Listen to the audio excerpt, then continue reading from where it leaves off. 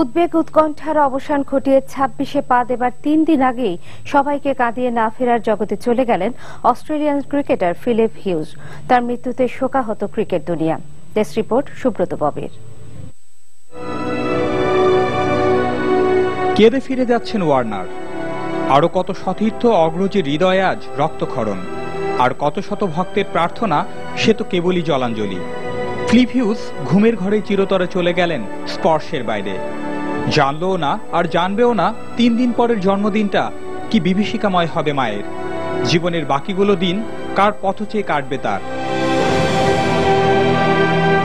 বোনের চোখের স্বপ্নগুলোও যে হারিয়ে গেল দূর পারে। যাদের সাথে করে মঙ্গলবার সিডনি ক্রিকেট গ্রাউন্ডে এসেছিল অস্ট্রেলিয়া দলের হয়ে আবার খেলবে এমন ইচ্ছে নিয়ে। মাইকেল ক্লার্ক আনফিট থাকলে আর তার ব্যাটে রান ছুটলেই স্বপ্ন পূরণ। ৬৩ রান করে ফেলেছিলেন তিনি শেফিল্ড শিল্ড লিগের ৪ দিনের ম্যাচে। কিন্তু কে জানতো এই ছিল তার জীবনের শেষ ম্যাচ। কেই বা জানতো কীর্তি দেখতে আসা মাকে মৃত্যু দেখতে হবে প্রিয় সন্তানের। হঠাৎই সাউথ অস্ট্রেলিয়ান পেসার সিন অ্যাবেটের বাউন্সার সব স্বপ্ন কেড়ে নিল এক তরুণের। হুক করতে গিয়ে টাইমিং মিস করায় বল গিয়ে আঘাত আনে হেলমেটের নিচে। মাঠেই অবচেতন হয়ে পড়েন তিনি। ম্যাচ বাতিল করে হেলিকপ্টারে করে হাসপাতালে নিয়ে দ্রুত সার্জারি শেষে সংকটাপন্ন হিউজকে রাখা হয়েছিল নিবিড় পর্যবেক্ষণে। ২২ গজের উইকেট ছেড়ে হাসপাতালের বিছানায় বেঁচে ফেরার লড়াইয়ে নামা অজিয়ে ওপেনার মাত্র দুদিনেই হেরে গেলেন জীবনযুদ্ধে। ১৯৮৮ সালের ৩০ নভেম্বর নিউ সাউথ ওয়েলসের ম্যাকভিল শহরে জন্মগ্রহণ করেন ফিলিপ হিউজ।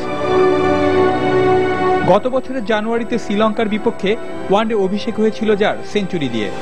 এই অক্টোবরে পাকিস্তানের বিপক্ষে খেলেছিলেন শেষ আন্তর্জাতিক one day.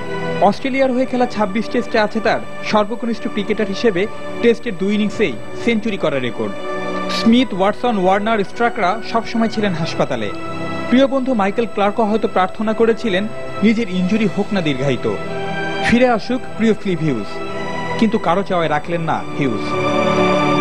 Subrata Bobby, NTV sports desk.